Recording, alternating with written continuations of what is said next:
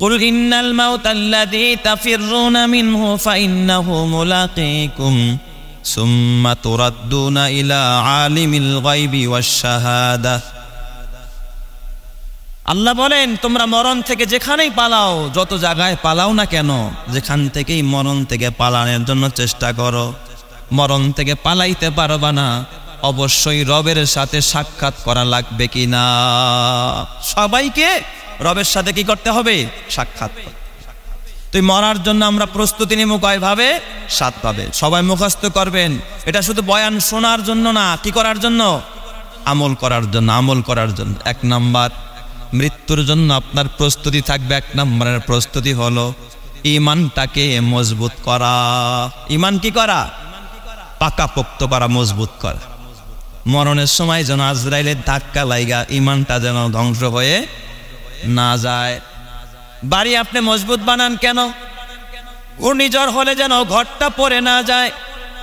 Piling করে একটা ভবন কেন করেন? ভূমিকম্প হলে যেন এই বিল্ডিংটা যেন একবারে তছনছ হয়ে না যায়, ভেঙে না পড়ে, এই জন্য পাইলিং করে তারপরে আপনি ভবন দাঁড় করালেন, ফাউন্ডেশন দিলেন, ইঞ্জিনিয়ার দিয়ে আপনি প্ল্যান করলেন, এত কিছু করলেন কেন? কয় যাতে করে মজবুত হয় ভিত্তিটা। আপনার ঈমানটাকেও মজবুত করতে হবে, কারণ মরণ নামক সাগরে যখন আজরাইল এসে একটা থাবা মারবে, মরণ নামক সাগর যখন, মরণ নামক সাগরটা যখন উতলায়া উঠবে, মরণ নামক সাগরে যখন ঢেউ উঠে যাবে, তখন আইসা আজরাইল যে একটা ধাক্কা মারবে, ওই ধাক্কায় যেন বেঈমান হয়ে আপনি কবরে না জানি মান যেন হারিয়ে না যায়। এই জন্য সর্বপ্রথম আপনার প্রস্তুতি থাকবে আপনার ঈমানটা যেন পরিপূর্ণ ঈমানদার হয়, আপনি যেন একজন পরিপূর্ণ মুমিন হতে পারেন, আপনার ঈমান যেন একেবারে পরিপক্ক ঈমান হয়। কথা ঠিক কিনা? কারণ যার ঈমান পরিপক্ক হবে, চাই সে নারী হোক পুরুষ হোক, তাকে দুনিয়াতেও সুন্দর জীবন দিবেন, মৃত্যুর পরে আল্লাহ তাআলা অফুরন্ত নিয়ামত দিয়া জান্নাত দিবেন। আল্লাহর কোরআন বলে, মান আমিলা সালিহাম মিন যাকারিন আও উনসা ওয়া হুয়া মুমিন ফালা নুহিয়ান্নাহুম হায়াতান তাইয়্যিবা ওয়া লানাজজিয়ান্নাহুম বিআহসানি মা কানু ইয়ামালুন। আল্লাহ তাআলা বলেন, এই জগতের মধ্যে যদি কোনো নারী অথবা কোনো পুরুষ ভালো কাজ করে, নেক কাজ করে, চাই সে নারী হোক অথবা পুরুষ হোক, সে যদি দুনিয়ার মধ্যে নেক কাজ করে, ভালো কাজ করে, যেই অবস্থায় ফাহুয়া মুমিন, সেই অবস্থায় সে একজন মুমিন। ঈমান অবস্থায় যদি কোনো নারী অথবা কোনো পুরুষ ভালো কাজ করে, আল্লাহ বলে ওই নারী আর পুরুষের জন্য আমি রেখেছি দুইটা পুরস্কার। 1 নম্বরের পুরস্কার ফালানুহিয়ান্নাহুম হায়াতান তাইয়্যিবা, আমি আল্লাহ তারে পবিত্র জীবন দিব, পেরেশানি থাকবে না, হামলা থাকবে না, মামলা থাকবে না, ঝামেলা থাকবে না, সংসারের মধ্যে অশান্তি থাকবে না, আমি আল্লাহ পেরেশানি মুক্ত পবিত্র একটা জীবন দান করব। ফালানুহিয়ান্নাহুম হায়াতান তাইয়্যিবা। আর মৃত্যুর পরে আল্লাহ বলে আরেকটা পুরস্কার দিব, ওয়ালা নাজজিয়ান্নাহুম বিআহসানি মা কানু ইয়ামালুন। সে যে ভালো কাজগুলো করেছে, এর বিনিময় অফুরন্ত পুরস্কার আমি আল্লাহ আমার কুদরতি হাতে আমার ওই বান্দা বান্দিকে দান করব। সুবহানাল্লাহ। তাইলে বলেন, ঈমানদার হলে দুনিয়াতেও সুখ শান্তি, মৃত্যুর পরেও জান্নাত দিবেন যিনি, তিনি কে? অধিকাংশ মানুষ কয়, হুজুর শান্তি নাই, পয়সাও কম কামাই না হুজুর, চাকরিও অনেক মোটা চাকরি করি, মোটা অঙ্কের বেতনে চাকরি করি হুজুর, কিন্তু শান্তি নাই, আয় বরকত নাই, ঘরে আসলে অশান্তি, মনে চাই সুইসাইড করি। আছে না নাই? কারণ কি? বোঝা গেছে আপনার ঈমান সবল না দুর্বল। আল্লাহর ওয়াদা সত্য না মিথ্যা? আল্লাহ ওয়াদা দিছে, যদি পরিপূর্ণ মুমিন হও, দুনিয়াতে আমি পবিত্র জীবন দান করব, আর মৃত্যুর পরে আমি অফুরন্ত নিয়ামত দিয়া জান্নাত দিব। যখন সুবহানাল্লাহ। তাইলে বলেন তো, মৃত্যুর আগে প্রস্তুতি নিতে হবে কয় ভাবে? সবাই বলেন কয় ভাবে? 1 নাম্বার, ঈমানকে কি করা? পরিপূর্ণ করা। ঈমানকে কি করা? পরিপূর্ণ করা। 2 নম্বরে আমল দিয়ে জীবনটাকে সাজানো। নেক আমল দিয়ে জীবনটাকে কি করতে হবে? সাজাইতে হবে। ফার্নিচার দিয়ে আল্লাহ সাজাইতে বলে নাই, কসমেটিক্স দিয়া চেহারা সাজানোর কথা আল্লাহ একবারও বলে নাই। আল্লাহ এই কথা বলবে না, কবরে যাওয়ার পরে তুই কালো কেন, একদিন ফেরেন লাভলি সুনু মাখলি না কেন, এই কথা আল্লাহ একদিনও জিজ্ঞাসা করবে না। এই তুই পন্স ক্রিম মাখলি না কেন, তুই সাবান দিলি না কেন, লাক্স দিছস না হেন লাক্স দিছস না মেরিল দিছস, এটা আল্লাহ একবারও জিজ্ঞাসা করবে না। আল্লাহ চেহারার দিকে তাকাবে না, আল্লাহ বান্দার আমল দেখবে, বান্দা কি আমল নিয়ে আসছে। বান্দার আমল যদি ভালো হয় ফেরেশতাকে ডেকে বলবে কবরের মধ্যে জান্নাতের বিছানা বিছায়া দাও। আর আমল যদি খারাপ হয় কবরের মধ্যে জাহান্নামের বিছানা বিছাবেন যিনি, তিনি কে? চেহারা সুন্দর করার মধ্যে কোনো ফায়দা নাই, ঘর বাড়ি ডেকোরেশন করার ভিতরে কোনো লাভ নাই। এই ঘরটাকে সুন্দর করে ডেকোরেশন করলেন, সুন্দর করে পরিপাটি করে সাজালেন, কিন্তু আপনার জীবনটাকে ঈমান দিয়ে সাজাতে পারলেন না, আমল দিয়ে সাজাতে পারলেন না। ফজরের নামাজ নাই, জোহরের নামাজ নাই, আসরের নামাজ নাই, মাগরিবের নামাজ নাই, হালাল খান না, হারাম ভক্ষণ করেন, সত্য কথা বলেন না, মিথ্যা কথা বলেন, মানুষকে ঠকান, সমাজের মধ্যে ধোঁকাবাজি করেন। কসম আল্লাহর ঘরকে যত সুন্দর ডেকোরেশন করেন না কেন, এই ডেকোরেশন, এই সৌন্দর্য দুনিয়া এবং আখিরাতে আপনাকে 4 আনার উপকারে আসবে না। কথা ঠিক কিনা? কোনো উপকার করতে পারবে না। আর ঘরে কিচ্ছু নাই, ঘর ডেকোরেশন নাই, একেবারে মাটির ঘরে থাকেন, ঈমান আর আমল দিয়া জীবন সাজাইছেন, মৃত্যুর পরে জান্নাত দিয়ে আপনাকে সাজাবেন যিনি, তিনি কে? আল্লাহর ওয়াদা সত্য না মিথ্যা? তাহলে 1 নম্বরের আমল কি বলেন তো? ঈমান পরিপূর্ণ করা। ঈমান কি করা? তার মানে একদিন ঈমান আনলেন বাস, আর দরকার নাই। যখনই আপনার মরার ভয়, তার মানে যে কোনো সময় মরতে পারেন, ঈমানকে সব সময়ের জন্য কি করতে হবে? পরিপূর্ণ রাখতে হবে। 2 নম্বরে জীবনকে আমল দিয়ে সাজাতে হবে। জীবনকে কি করতে হবে? আমল দিয়ে সাজাতে হবে। আর 3 নম্বরের আমল হলো সব সময় তওবা করতে থাকতে হবে। কি করতে হবে? তওবার উপরে অটল থাকতে হবে। তার মানে জীবনে একবার তওবা, খালি শবে বরাতের রাতে, তাই না? শবে কদরে, জীবনে একবার তওবা না, বারংবার সব সময় তওবার উপরে থাকতে হবে। ইবনে ওমর রাদিয়াল্লাহু তাআলা আনহু, আব্দুল্লাহ ইবনে ওমর রাদিয়াল্লাহু তাআলা আনহু থেকে বর্ণিত, আব্দুল্লাহ ইবনে ওমর রাদিয়াল্লাহু তাআলা আনহু বলেন, রহমতে আলম নবী, দো জাহানের নবী, বিশ্ব নবী, সরওয়ারে দো আলম নবী, আমি আব্দুল্লাহ ইবনে ওমর মজলিসে বসা, ওই মজলিসে আমি নবীজিকেও বসা দেখেছি, আমার কান শুনেছে, আমার চোখ দেখেছে। একই মজলিসের ভিতরে আল্লাহর নবী একটা দোয়া, আল্লাহ রব্বিগফিরলি ওয়া তুব আলাইয়া ইন্নাকা আনতাত তাওয়াবুল গফুর, রব্বিগফিরলি ওয়া তুব আলাইয়া ইন্নাকা আনতাত তাওয়াবুল গফুর। হাদিস শরীফের মধ্যে আসছে, মুসনাদে আহমদের মধ্যে, তিরমিজির মধ্যে ওই হাদিস আসছে। আব্দুল্লাহ ইবনে ওমর বলেন, আমি ওই একই মজলিসের মধ্যে এই দোয়াটা আমি বিশ্ব নবীকে 100 বার এক মজলিসের মধ্যে আমি পড়তে শুনেছি। কয়বার? 100 বার তওবা করছে নবী এক মজলিসের মধ্যে। তার মানে অন্য এক হাদিসের মধ্যে আসছে, ইয়া আইয়ুহাল্লাযীনা আমানু তুবু ইলাল্লাহ ফা ইন্নী আতুবু ইলাইহি কুল্লা ইয়াউমিন মিআতা মাররা। আল্লাহর নবী বলে, হে উম্মতেরা, তোমরা আল্লাহর কাছে ডেইলি 100 বার তওবা করো, আমি মুহাম্মদ দৈনিক আমার রবের কাছে আমি 100 বার করে তওবা করি। সুবহানাল্লাহ। সুবহা বারাকা ফে তওবা বারলা দিল পুরা যাও কে গুনাহ, সুবহা বারাকা ফে তওবা বারলা দিল পুরা যাও কে গুনাহ, মাসিয়াতরা খন্দামি আয়াত বার ইস্তিগফারে মা, মাসিয়াতরা খন্দামি আয়াত বার ইস্তিগফারে মা। বেশি বেশি তওবা করো। গুনাহ করবার তওবা করবা তা না, গুনাহ ছেড়ে দাও, তওবা করতে থাকো, ডেইলি তওবা করো। না জানি তোমার বিকালে মরণ আসে কিনা, বিকালে তুমি তওবা করো, মনে মনে ভাবো না জানি রাতে আমার মরণ আইসা যায় কিনা। রাতের বেলায় তওবা করো, না জানি ঘুমের ভিতরে আল্লাহর রূহটা ফেরত দেয় কিনা, নাকি আমার রূহটা আল্লাহ তাআলা নিয়ে নেয়। তখনও তওবা করো, অনবরত তওবা করতে থাকো। কোনো মানুষ যদি সব সময় তওবা করতে থাকে, আল্লাহ তাআলা, আল্লাহর রাসূল বলেন, আত-তাইবু হাবিবুল্লাহ, যারা বেশি বেশি তওবা করবে তাদেরকে বন্ধু বানায় নেবেন কে? তাহলে মৃত্যুর জন্য 1 নম্বরের প্রস্তুতি হলো ঈমানকে পরিপূর্ণ করা, 2 নম্বরে আমল দিয়া জীবনকে সাজানো, 3 নম্বর হলো তওবার উপরে কি থাকা? অটল থাকা, সব সময় তওবা করা। আর 4 নম্বরের আমল হলো বেশি বেশি মৃত্যুর কথাকে স্মরণ করা। জোরে বলেন কি স্মরণ করা? মৃত্যুর কথা স্মরণ করা। কোনো মানুষ যদি মরণের কথা স্মরণ করে সে কোনোদিন মানুষকে ঠকাইতে পারে না। কোনো মানুষ যদি মরণের কথা স্মরণ করে সে নামাজ কাজা করতে পারে না। কোনো মানুষ যদি মরণের কথা স্মরণ করে মানুষ খুন করতে পারে না। কোনো মানুষ যদি মরণের কথা স্মরণ করে সুদ খাইতে পারে না, ঘুষ খাইতে পারে না, জিনা ব্যভিচারে লিপ্ত হতে পারে না। অন্যায় অবিচার তার দ্বারা কোনোদিন করা সম্ভব না। কথা ঠিক কিনা? এই জন্য বেশি বেশি কি করা? মরণের কথা স্মরণ করা।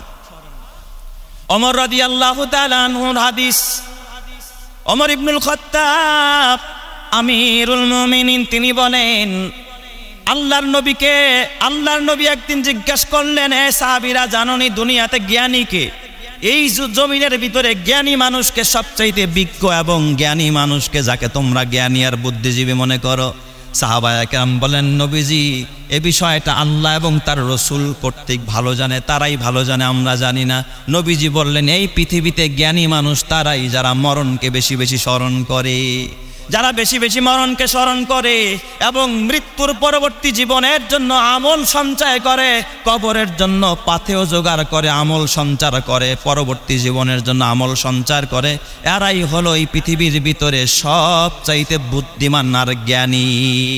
আর যারা আখিরাতের পুঁজি জোগায় না, নামাজের খবর নাই, রোজার খবর নাই, দিন রাত 24 ঘন্টা শুধু ঘর সাজাও, দেশ সাজাও, জগৎ সাজাও, নিজেরে সাজাও, ছেলে সাজাও, মেয়ে সাজাও, কবর সাজানের কোনো পেরেশানি নাই, আখিরাত নিয়ে টেনশন নাই, বলেন তারা বুদ্ধিমান না বোকা? এরা সবাই হলো বোকা। তাহলে 4 নম্বর হলো বেশি বেশি মরণকে স্মরণ করা। 5 নম্বর ইমানের উপরে অটল অবিচল থাকার জন্য আল্লাহর কাছে দোয়া করা। ইমানের উপরে ইস্তেকামত থাকার জন্য রব্বুল আলামিনের কাছে বেশি বেশি দোয়া করা। আল্লাহ তুমি আমার ইমানের উপর অটল রাখো, আমাকে আল্লাহ তুমি ইমানের উপর অবিচল রাখো। দোয়া করা, ইহদিনাস সিরাতাল মুস্তাকিম। আয় আল্লাহ সরল সঠিক পথটা আমারে দেখাও।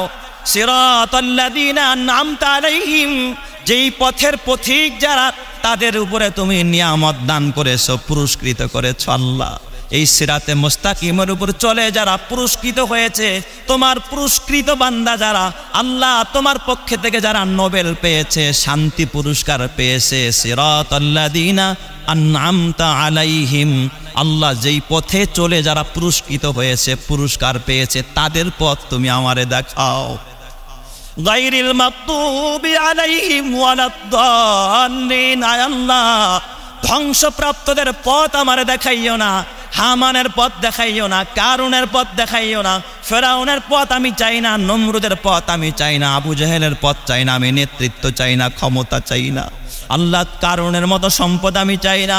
গায়রিল মাগদুবি আলাইহিম ওয়ালাদ-দাল্লিন, যারা গুমরাহ, যারা পথভ্রষ্ট, তাদের পথ আমারে দেখাইও না। ইহদিনাস সিরাতাল মুস্তাকিম, আল্লাহ সরল সঠিক পথ দেখাও। সিরাতাল্লাযীনা আন'আমতা আলাইহিম, যেই পথের পথিকগণকে তুমি পুরস্কৃত করেছো, নিয়ামত দিয়েছো।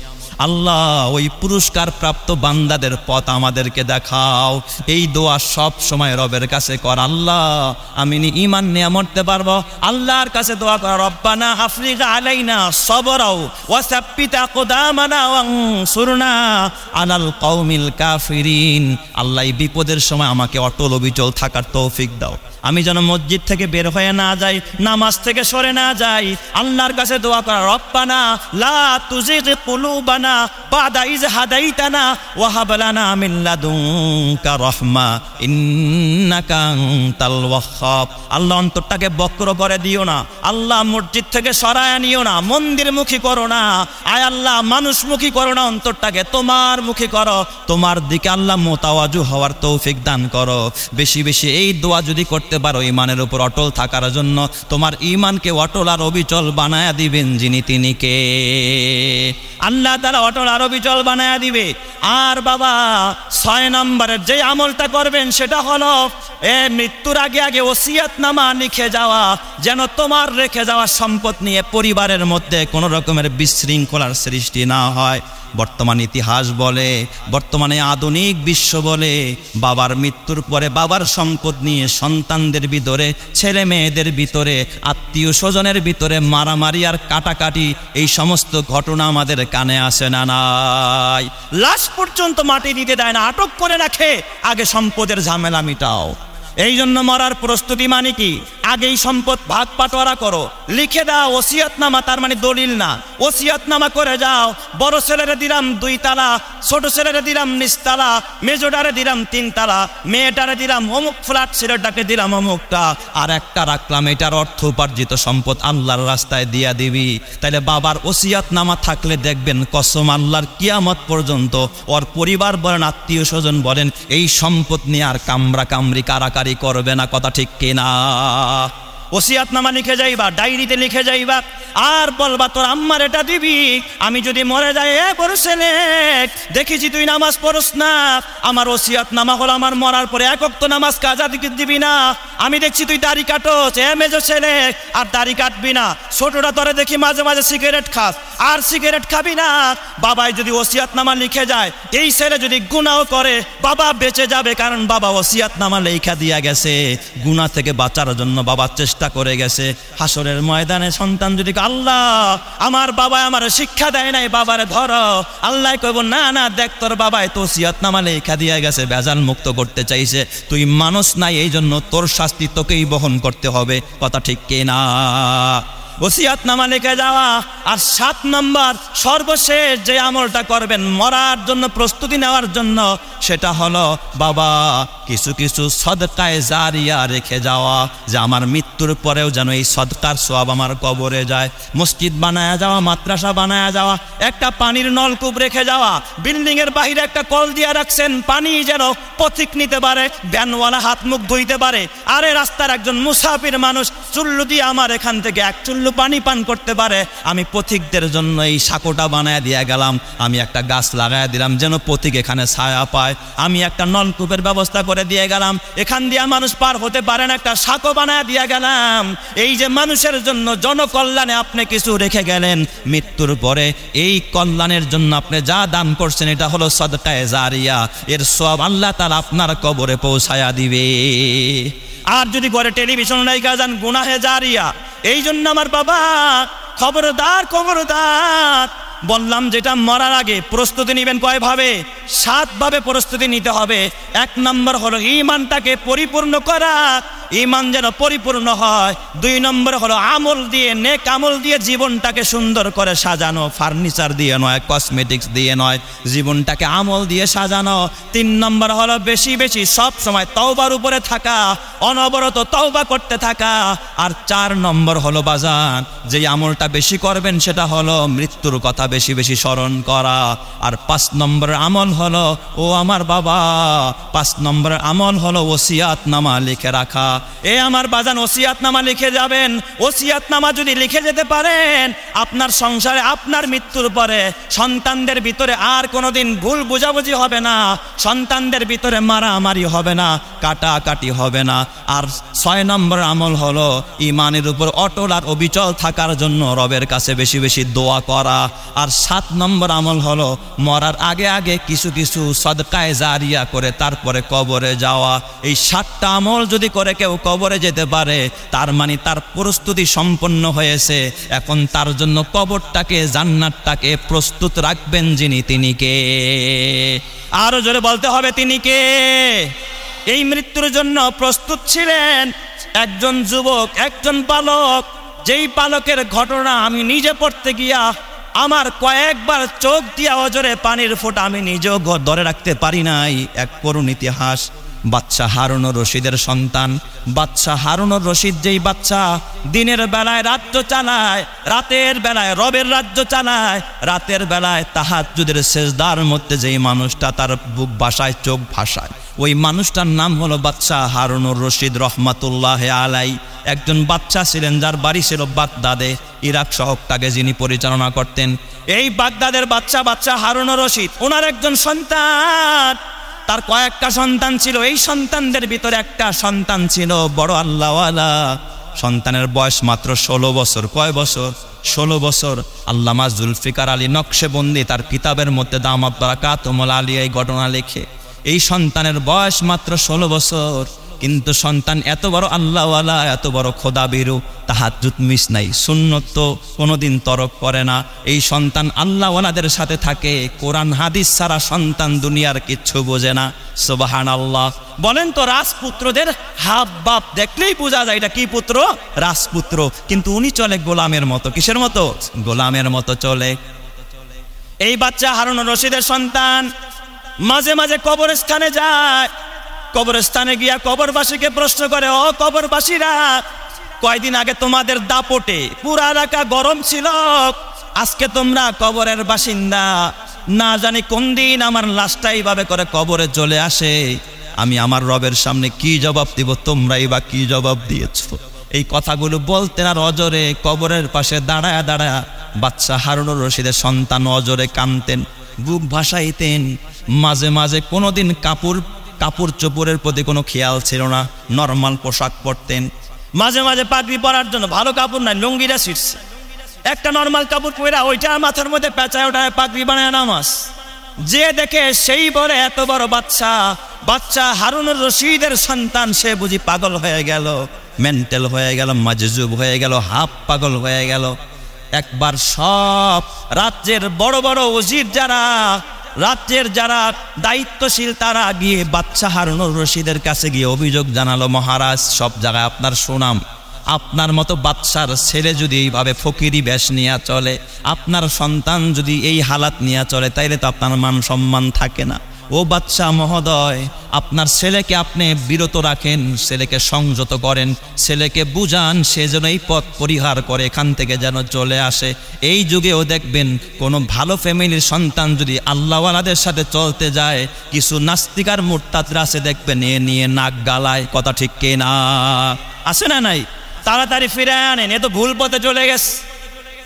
বাচ্চা হারুন সন্তানকে ডাকাইলেন, ডাকায় বলতেছে, আব্বা, এই রাজ্যে আমার কোনো দুর্নাম নাই, তোমার কারণে যদি আমার নাক কান কাটা যায়, তুমি থাকবা প্রিন্সের মতো রাজপুত্র হইয়া, তোমার পোশাক আর তোমার গায়ের দিকে তাকায় মানুষের চোখ ধাঁধিয়ে যাবে, তোমার শরীর থেকে সুঘ্রাণ বের হবে, আর তুমি যেই হালাতে ফকিরি হালাতে চলো, আমার তো একেবারে সব জলাঞ্জল হয়ে গেল।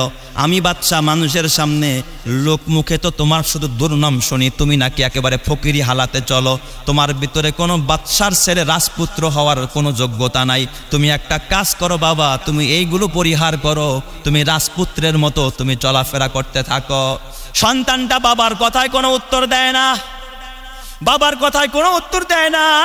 অজরে পানি পড়ে বাবাকে ডাকতে, আব্বা, আপনি আমাকে এই কথা বললেন, আমার কারণে আপনাকে ছোট হতে হয়, আপনার রাজ্যের ভিতরে ত্রুটি হয়ে যায় আব্বা, তাহলে আপনি একটু শুনুন। বাবাকে এই কথা বলে সন্তান যে গাছের নিচে বসে কথা বলতেছিলেন, হঠাৎ দেখে গাছের উপরে ডালের মধ্যে একটা পাখি বসে।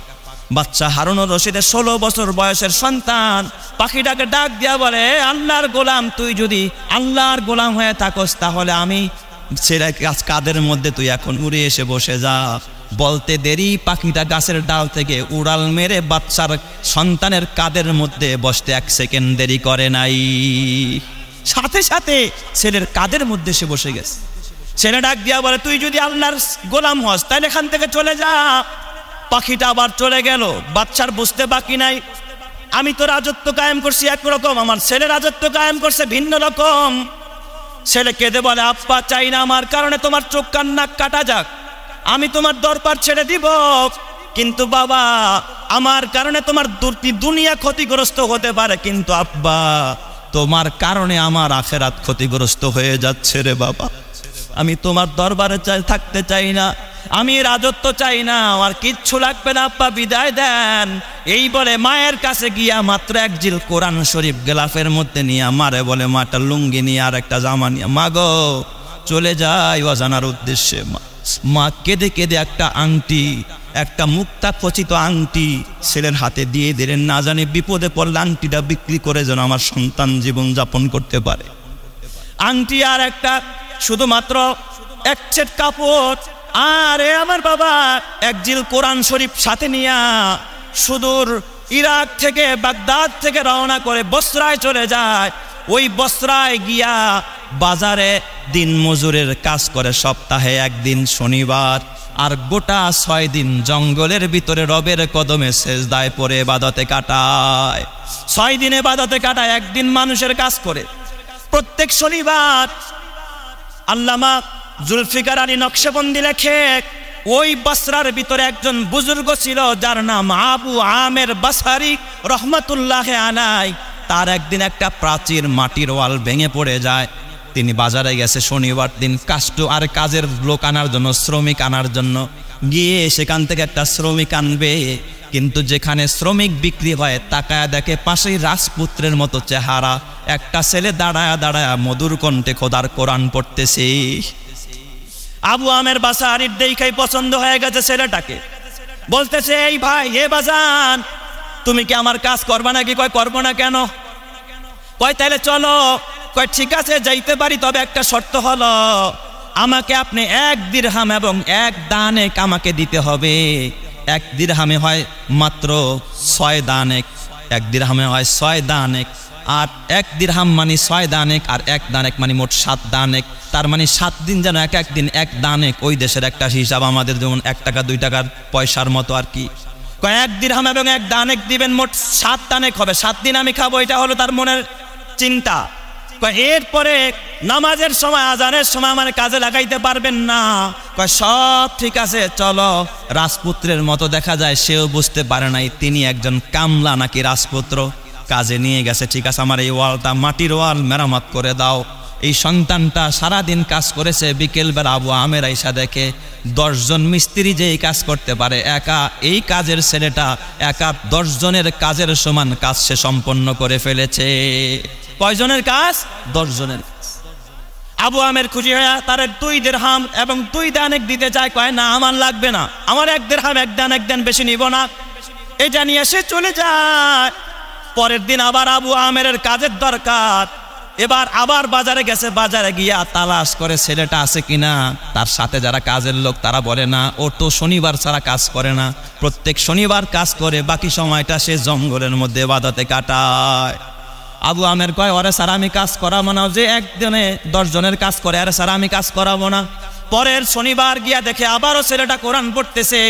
সেখান থেকে তারে আবার 1 দিরহাম 1 দানেকের বিনিময়ে যখন তাকে আবার নিয়ে আসছে, আজকেও দেখলো কাজের সময় সে কাজ শুরু করছে। আবু আমের মনে মনে চিন্তা করে, একা মানুষ 10 জনের কাজ কেমনে করে, আমি একটু দূর থেকে দেখব।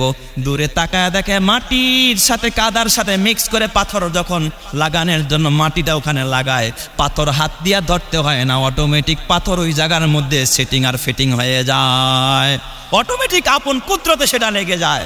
তার বুঝতে বাকি রইল না, ছেলেটা বড় আল্লাহওয়ালা, বড় বুজুর্গ। কাজ শেষে তাকে আবার বেশি দিতে চাইলে নেয় না, 1 দিরহাম 1 দানেক দিয়া বিদায় করে দেয়। পরের সপ্তাহে আবার কাজের জন্য লোক আনার জন্য যখন আবার বাজারে গেছে, জি আজকে খবর পায় না। লোকেরা বলতেছে, ও কাকা, যেই ছেলেটার সন্ধানে আসছেন 3 দিন যাবত তো জঙ্গলের মধ্যে অসুস্থ হয়ে পড়ে আছে। আবু আমের বলে, আমি তো ওরা জঙ্গলে চলে গেলাম, গিয়া দেখি খুব মুমূর্ষু অবস্থা, আল্লাহর জিকির চলতেছে, রুহটা যে কোনো সময় বের হয়ে যাবে। আমি গাছের পাতা সরায় দেখি মাথার নিচে ভাঙা একটা ইট, অর্ধেক আদালা একটা ইট তার মাথার নিচে দেওয়া, তার জবান দিয়া গুনগুন করে লা ইলাহা ইল্লাল্লাহর জিকির চলতেছে। আমি ইটাটা সরাইয়া ওই তার মাথাটাকে আমার উরুর উপরে রাখলাম আর বললাম, বাবা তোমার আমি আমার বাসায় নিয়ে যাব। সে ডাক দিয়া বলে, ও আল্লাহর বান্দা, না না, আমার বাসায় নিবেন না, আমার এখন শেষ সময়, আমাকে প্রস্তুতি নিতে হবে কবরে যাওয়ার জন্য। তবে চাচা যান একটা কথা বলে যায়, আমার যদি মরণ হয়ে যায়, খবরদার খবরদার, আপনি আমারে বাজারের নতুন কোনো কাপড় পরায়া দাফন করবেন না, আমার গায়ের পুরান জামাটা, সেই জামাটা গায়ে দিয়ে আমাকে শোয়া দিবেন। কয়, কেন, কি বলো? কয়, না, নতুন কাপড় জিন্দাদের জন্য মানায়, মুর্দাদের জন্য নতুন কাপড় মানায় না, কারণ এই কাপড় তো 2 দিন পরে এমনি নষ্ট হয়ে যাবে। আরেকটা কাজ করবেন বাজান। কয়, কি কাজ? কয়, এই যে একটা পোটলা বের করলেন পকেট থেকে, এই পোটলার ভিতরে একটা আংটি, এই আংটিরা জগৎ বিখ্যাত একজন বাদশাহ, বাগদাদের বাদশাহ হারুনুর রশিদের কাছে যাবেন, যা বলবেন, বসরার একজন দিনমজুর একটা ছেলে আপনার আমানত আবার আপনার কাছে ফেরত পাঠায়া দিছে। আর বাদশারে বলবেন দুনিয়া যেন তারা গাফেল না করে, তার আল্লাহকে যেন ভুলায়া না দেয়। আল্লাহ তাআলা এই কথাটা কয়, ইয়া আইয়ুহাল ইনসান মা গররাকা বিরব্বিল কারীম, হে মানুষেরা কোন জিনিস তোকে তার রবকে ভুলায়া দিল, আল্লাহকে ভুলায়া দিল। আমার তাকে গিয়া বলবেন দুনিয়ার এই ক্ষমতা যেন তারে আল্লাহ ভুলায়া না দেয়, এই কথাটাই শুধু বলবেন আর আমানতটা তার কাছে পৌঁছায়া দিবেন। তাকে দাফন কইরা ওই আমের আবু আমের রওনা করলেন আবার সেই বাগদাদের দিকে। যায়া দেখলেন বাদশা একদিকে সফরে রওনা, পিছন থেকে ডাক দিয়া কয়, বাদশা একটু দাঁড়ান, আপনার সাথে আমার একটু জরুরি আলাপ। লোকেরা বলতেছে সরে যাও, এখন বাদশা ব্যস্ত, কিন্তু জোরে ডাক দিয়া কয়, বাদশা কিছু পার্সোনাল ভিআইপি জরুরি কথা ছিল। বাদশা হঠাৎ থমকে দাঁড়াইছে, কয় ওরে আসতে দাও, কয় একা বলতে হবে। পার্সোনাল কামরায় চলে গেলেন, বাদশাকে জিজ্ঞাসা করলেন, বাদশা মিশরের এক বস্ত্রার ভিতরে একদিন মজুর একজন কাজের লোক আপনাকে সালাম জানাইছে, আর এই যে একটা আংটি এটা নাকি আমানত ছিল তার কাছে, আপনার আমানত আপনাকে ফেরত দিয়া দিচ্ছে, আর আপনাকে বলছে দুনিয়ার লোভ লালসা দুনিয়ার ক্ষমতা যেন আপনাকে আল্লাহকে ভুলায়া না দেয়। এবার বাদশা আংটি দেখে বুঝে ফেলছে তো আমার আংটি, আমার ছেলেকে দেওয়া। বাদশা ডাক দিয়া কয়, তোমার এত বড় আসপর্দা, তারা কাজের ছেলে বললা, সে তো কাজের ছেলে না। কয় আপনি কি বলেন, তাহলে সে কে? কয় কি হয়েছে? কয় সে গতকাল ইন্তেকাল করেছে। তার গোটা জীবনী তুলে ধরলো, এইভাবে কাজের লোক সে কাজ করেছে। বাদশা অসরে কাঁদে, কয় তোমার হাত দিয়া তুমি তারা গোসল দিছো কিনা, জানাজা পড়াইছো কিনা, কবরে রেখেছো কিনা? কয় হা। বাচ্চা হাত দুইটা নাকের কাছে নিয়ে ঘেরান নিতেছিল, চোখের পানি পালাইয়া বাচ্চা কাঁদতেছিল আর বলতেছে, ও সন্তান তুই আমারে সতর্ক করে গেলি, আখিরাতকে আমারে মনে করায় দিলি।